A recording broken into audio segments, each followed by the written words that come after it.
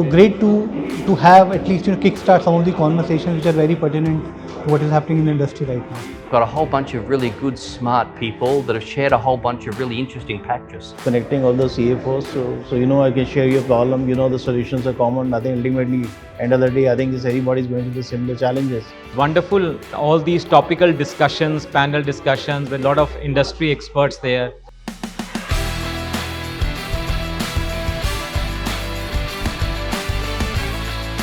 CFO to my mind is CEO plus. So CFO has to do a job which CEO does plus what it manages finances. When you go into the role of a CEO, maybe the insights which you learn from CFO would give you a direction.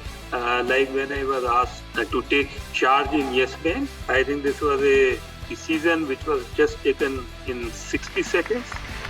Where should a CFO spend his or her time? It's staying connected with the business, and through the business, understanding what is really happening with the customer. That is really the center of the business.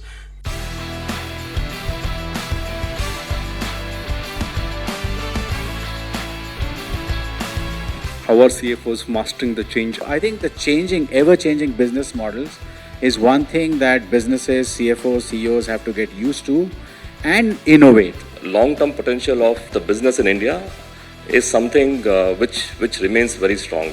Change is going to be inevitable, but how agile are we, how resilient are we to adapt to this? I think that will be the differentiator. We are sitting at a time where it's very critical for a CFO to really be entrenched, understanding what nuances the business brings. You have to step out of your cubicle or workstation to really understand what's happening in the market.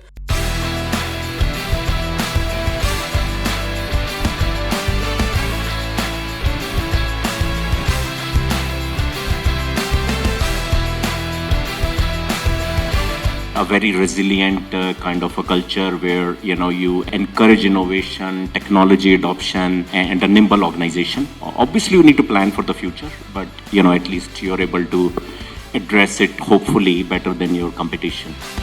Be prepared for big change, and depending on how you anticipate these changes, you will have to evolve your strategy.